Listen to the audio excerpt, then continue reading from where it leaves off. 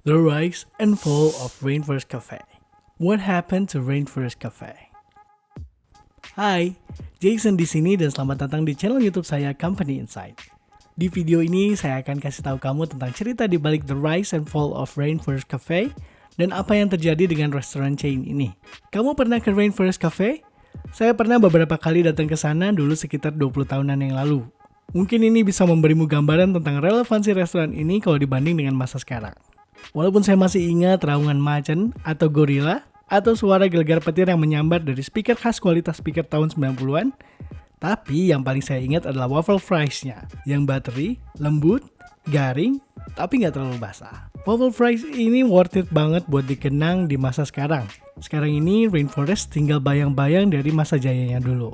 Jadi, apa yang sebenarnya terjadi dengan restoran yang dulu sempat berkembang menjadi sebuah ikon ini?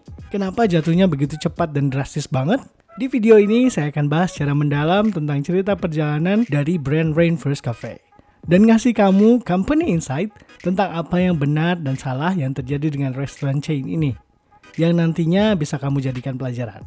Tapi sebelum kita mulai, kalau kamu suka topik-topik seperti ini, tekan tombol follow supaya kamu bisa tahu kalau ada video baru dari company insight yang keluar setiap minggunya. Terima kasih. Yuk kita lanjut. How did Rainforest Cafe start? Apa sih Rainforest Cafe itu? Rainforest Cafe adalah tempat makan yang mensimulasikan seolah-olah kita lagi makan di tengah hutan tropis. Ini adalah hal yang baru banget pada masa itu. Konsep Rainforest ini dibuat oleh seorang entrepreneur Steven Schussler tahun 1989 di Bloomington, Minnesota. Anehnya, Steven membuat prototipe restoran ini di rumah sederhananya, di mana tetangga sekitar mikir kalau dia melakukan sesuatu yang gak wajar, semacam ritual atau aktivitas ilegal. Karena ada dentuman keras, suara-suara aneh, dan kilatan cahaya terang dari dalam rumahnya sepanjang siang dan malam. Biar kamu punya gambaran tentang kegilaan Steven, coba bayangin. Ada lebih dari 3.000 sambungan kabel untuk sound system, tata cahaya, dan fog pump. Ada lebih dari 40 spesies tropical bird, 2 kura-kura seberat 150 pon, seekor babon, iguana, dan banyak ikan-ikan tropis yang dimasukkan ke dalam akuarium berisi 300 galon air. Tagihan listrik bulanannya $2.000 Amerika. Dan lebih dari $500 juta dihabiskan untuk menciptakan experience suasana hutan tropis di rumahnya. Kedengarannya seperti satu hal yang bakal dilakukan oleh Mike Tyson, tapi semuanya terbayarkan. Dengan sedikit keberuntungan, dia meyakinkan investor untuk berinvestasi dan akhirnya Steven bisa membuka restoran pertamanya di Mall of America pada Oktober 1994 dengan sangat meriah dan antriannya sampai 3 jam lebih di luar mall. Apa sih yang bikin Rainforest Cafe sukses banget? Menurut saya ada 3 faktor yang bikin mereka sukses. Produk bagus, experience yang bagus, dan kemampuan untuk menggait investor. Success factor number 1, great product. Pertama, Rainforest Cafe punya produk yang bagus. Intinya mereka punya makanan yang berkualitas dan enak. Seperti waffle fries yang tadi udah disebut sebelumnya. Masakan mereka on brand banget pada masanya. Mulai dari menu breakfast sampai dinner, lengkap dengan segala makanan dan cemilannya. Ditambah minuman beralkohol. Rainforest Cafe adalah sebuah one-stop family-friendly location dengan penekanan pada duduk, makan, dan family quality time. Kamu nggak kesana untuk buru-buru makan siang. Lebih seperti time-consuming special occasion excursion. Berlawanan banget dengan konsep makan zaman sekarang yang cepat, sehat, dan penuh kegilaan fitness food. Success factor number 2, great experience. Kedua, Rainforest Cafe menyediakan pengalaman yang mengesankan banget. Rainforest Cafe nggak punya waiters atau waitresses. Mereka punya safari guides. Bartender adalah navigators. Mereka bahkan punya binatang sungguhan dengan ikan dan burung yang berterbangan. Sementara hewan yang lebih eksotis seperti si kucing besar muncul di lokasi yang lebih besar dari waktu ke waktu. Ini adalah sebuah daya tarik yang luar biasa, terutama buat mereka yang tinggal di daerah suburban atau kota yang jarang melihat alam liar, dan mereka dibiarkan sendiri ketika mereka makan. Tampilan tempat ini seperti permen untuk anak-anak. Warna dan lingkungannya yang terlihat seperti hutan tropis sungguhan, dan ini adalah poin kemenangan besar untuk orang tua yang ingin mengajak anak-anaknya makan, tapi juga ingin memberikan mereka hiburan. Terutama buat anak-anak sendiri yang sering meyakinkan orang tua untuk diajak pergi ke sini. Ya, kita semua tahu kalau anak-anak punya kekuatan itu. Rainforest Cafe adalah tempat yang paling trendy dan terkenal pada masanya. Bahkan beberapa selebriti mengendorse restoran ini. Seperti pada masa sekarang dan dulu, pamer adalah segalanya. Kalau kamu pergi ke restoran ini, besoknya pasti kamu akan cerita ke teman-temanmu tentang pengalaman ekspedisi hutan tropis yang kamu alami. Kalau ini cukup bagus untuk Michael Jackson, pasti ini juga bagus untukmu. Success factor number 3, great funding. Di tahun-tahun berikutnya, Rainforest Cafe muncul di mana-mana. Dari Pennsylvania, California, bahkan Kansas. Mereka juga buka cabang di luar negeri, di Eropa, Amerika Selatan, dan Cina. Kunci untuk terus bergerak adalah modal dari investor. Gak ada penghalang untuk masuk, jadi perusahaan ini memiliki first mover advantage untuk naik dan berkembang dengan cepat. Untungnya dengan tim manajemen yang hebat, investor keuangan mereka tertarik dengan potensi pertumbuhan.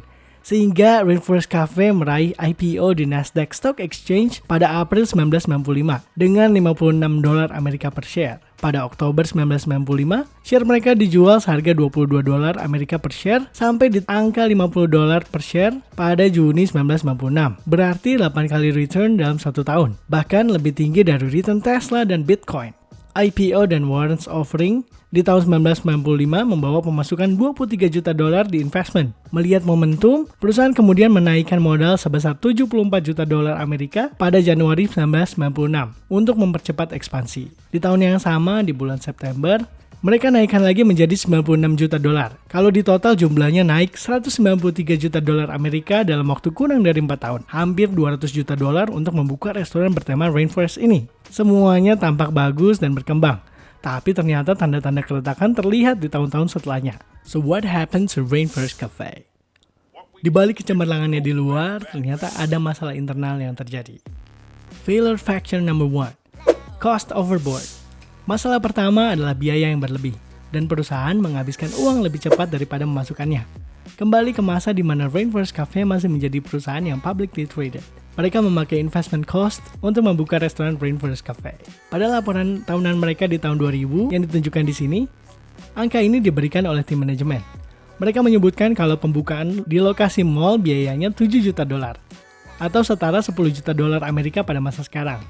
Kebayangkan betapa mahalnya biaya yang dikeluarkan untuk membuka restoran. Di mall icon location yang lebih besar, mereka harus mengeluarkan $14 juta Amerika pada tahun 2000 atau setara $21 juta pada masa sekarang. Dan rencana icon location mereka selanjutnya berbiaya $27 juta Amerika. Kalau sekarang setara dengan $30 juta Amerika. Saya nggak percaya, biaya-biaya ini harus dikeluarkan perusahaan. Makin nggak terkendali karena mereka butuh biaya yang lebih besar untuk membuka lokasi baru. Failure factor number 2, business metrics weakening.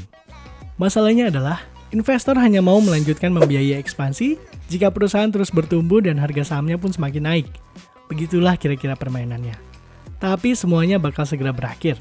Pertumbuhan pendapatan melamban. Tahun 2000, pendapatan untuk store restoran yang sama menurun hampir 20% setiap tahunnya. Perusahaan mulai menyadari hal ini ketika mereka membuka restoran baru dan mengalami kesulitan untuk menjaga store sales untuk tetap bertumbuh.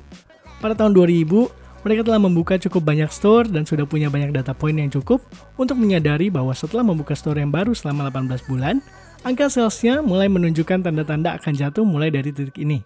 Masalah ini dideskripsikan oleh Nelson Schwartz pada artikel majalah Forbes di bulan Maret 1998 yang isinya didanai oleh orang-orang aneh yang sukses dengan hanya menghasilkan beberapa outlet. Sebuah jaringan theme restoran punya sejarah mengejar rencana ekspansi yang berbahaya. Untuk sesaat, semua pembukaan restoran baru membuat momentum pendapatan yang kuat. Dalam kebanyakan kasus, kepuasan customer akan habis, bisnis yang berulang akan menghilang, dan kejenuhan pasar akan menghambat pertumbuhan. Skenario yang sama terjadi pula pada Rainforest Cafe. Failure factor number 3, cost cutting destroys the Rainforest Cafe experience. Pada tahun 2000, Rainforest Cafe berada dalam masalah besar. Setelah bertahun-tahun mengalami kenaikan pendapatan. Dari $108 juta Amerika pada tahun 1997 menjadi $214 juta Amerika di tahun 1998 hingga menjadi $263 juta Amerika di tahun 1999. Pada Oktober 2000 benar-benar nggak ada pertumbuhan sama sekali kalau dibanding dengan periode yang sama pada tahun 1999. Bahkan setelah mereka membuka banyak sekali restoran. Masalah pun bertambah.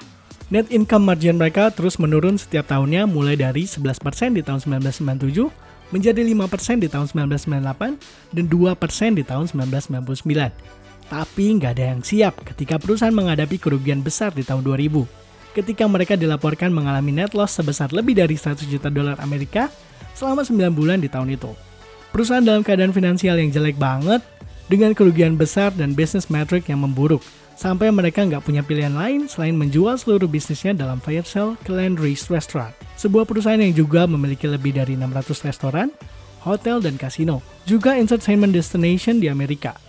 Mereka juga memiliki Martin's Steakhouse, McCormick & Shimmick's, Bill Bart's & Burger, dan Baba Gump Shrimp. Landry's membeli Rainforest Cafe seharga $3,25 Amerika per share dan mengeluarkan Rainforest dari stock market. Supaya kamu punya gambaran, itu adalah kerugian sebesar 90% bagi investor. Padahal di beberapa tahun belakangan, harga per share-nya adalah $50 Amerika. Itulah bagaimana hal buruk ini terjadi.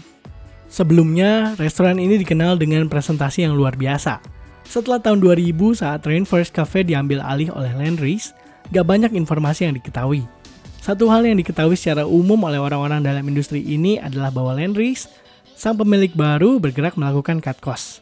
Lalu karena menurunnya pendapatan dan faktor lain seperti feedback dari customer dan keinginan untuk mendapatkan keuntungan, mereka memotong beberapa bisnis model awal dari Rainforest, seperti mengecilkan volume musik, mengubah estetika grafik di dalam restoran, dan yang paling penting, menyingkirkan sebagian besar hewan sungguhan di semua lokasi. Contohnya, live birds dibatalkan. Lalu ikan-ikannya ditiadakan. Menu item diganti dan dimurahkan. Kue ulang tahun Volcano yang ikonik dengan shooting sparkles diganti dengan menara brownie dari plastik. Semua berubah karena pemotongan biaya, bahkan mengorbankan experience mereka. Semua item yang mungkin menjadi daya tarik besar bagi customer selama ini ikut dicabut. Dengan cepat tanpa pemberitahuan. Sebagian besar lokasi menyingkirkan semua binatang sungguhan yang ada, membuat customer bingung dan gak tertarik untuk kembali lagi. Sekarang, semua binatang itu telah diganti dengan makhluk-makhluk plastik dengan robotic animal sounds. Tanpa adanya hewan sungguhan, customer merasa bahwa mereka tidak lagi membayar untuk pengalaman yang unik dan menyenangkan. Mereka hanya menghabiskan uang untuk overpriced burger dan lampu yang menyala-nyala. Seiring berjalannya waktu, hal ini membuat customer tidak tertarik dan mereka segera sadar bahwa lebih baik mereka menghabiskan uangnya di tempat lain yang harganya lebih affordable. Walaupun Landry's mencoba menghidupkan kembali brand ini sejak mereka mengambil alih di tahun 2000, tapi kita bisa lihat kalau mereka telah menutup banyak lokasi Rainforest Cafe sejak saat itu. Lagi-lagi nggak ada info resmi yang dirilis tentang ini sejak tahun 2000. Tapi saya berhasil merangkai semuanya tentang apa yang terjadi sama Rainforest Cafe berdasarkan kemampuan terbaik saya. Semua info mulai dari tahun 2000 murni berasal dari internet dan obrolan saya dengan orang-orang yang berkecimpung di industri ini. Kalau kamu melihat secara detail di pembukaan dan penutupan lokasi, ada hal menarik banget yang bisa saya kasih tahu. Yaitu bahkan setelah tahun 2000, perusahaan ini tetap terlihat bahwa mereka membuka 9 lokasi lainnya di 20 tahun terakhir. Di waktu yang bersamaan, mereka juga menutup 27 lokasi sejak tahun 2001. Yang saya dapat dari obrolan saya dengan orang-orang yang terlibat di industri ini adalah beberapa lokasi yang dibuka adalah lokasi franchise, di mana orang atau perusahaan yang membukanya hanya memakai branding Rainforest Cafe, lalu mereka membeli perlengkapan dan berinvestasi secara mandiri. Masuk akal kalau kita lihat dari sudut pandang Landry's yang udah mempunyai brand ini. Dan adanya franchise baru nggak terlalu berpengaruh banget buat mereka. Dengan sedikitnya jumlah franchise baru, bahkan ada beberapa yang tutup setelah buka selama 1 tahun, ngasih kita bukti yang jelas banget kalau model bisnis kayak gini udah nggak bekerja lagi. Dan lagi-lagi banyak info tentang ini gak ada yang dirilis. Contohnya fakta menarik tentang Rainforest Cafe yang buka di Jakarta tahun 2016. Itu juga gak ada beritanya. Setelah adanya cekcok dengan sang owner, lokasi ini berubah nama menjadi Madagaskar. Walaupun interiornya mirip banget dengan Rainforest Cafe, tetap aja gak ada yang dikatakan oleh perusahaan ini. Mungkin karena ini adalah sebuah embarrassing misstep. Bob Golden, kepala dari sebuah Chicago-based food industry consultancy, Pensalek, merangkum tentang masalah yang terjadi dengan Rainforest Cafe. Tim restoran cenderung punya masa hidup yang pendek. Setting yang menghibur bisa menarik orang untuk datang, tapi nggak menjamin kalau mereka akan kembali lagi. Terutama karena makanan dan tim restoran bukan value yang bagus. Orientasi Rainforest Cafe ke kid-oriented vibe secara nggak langsung membatasi audiens mereka. Ada juga novelty factor yang cepat sekali habis dan ini sudah ada sejak lama. Conclusion. Baru-baru ini hanya ada sekitar 22 lokasi Rainforest Cafe yang masih beroperasi. Bahkan di 22 lokasi tadi, karena adanya pandemi COVID, sepertinya mereka juga akan tutup tahun ini. Gak heran kalau angka tadi turun menjadi 15 atau 10 karena izin yang sudah kadaluarsa. Berdasarkan analisis kita pada Rainforest Cafe, Kita bisa ambil pelajaran kalau walaupun perusahaan berjibaku habis-habisan untuk berjuang mempertahankan 40 lokasi yang ada waktu itu, hal itu adalah pencapaian terbesar yang mereka raih dengan segala tantangan yang ada. Kita belajar dari model bisnis mereka, bahwa kita harus berani dan berusaha untuk selalu inovatif dalam menciptakan produk yang bagus dan experience yang unik. Sambil berpikir out of the box ketika akan menciptakan bisnis baru. Sementara, yang gak kalah penting adalah memperhatikan cost dan business metrics sambil berusaha tidak melepaskan karakter inti dari experience yang membuat customer tertarik pada kita di awal merintis. Terima kasih sudah menonton video saya. Ada banyak riset dan proses produksi yang harus dilakukan untuk menayangkan video ini. Jadi jangan lupa like dan komen videonya di kolom komentar ya. Pasti bakal ngebantu banget. Pastikan juga kamu tonton video saya yang lainnya seperti The Rise and Fall of Orbit String dan The Rise and Fall of True Religion. Sekali lagi terima kasih. Stay tune untuk episode terbaru dari Company Insight minggu depan.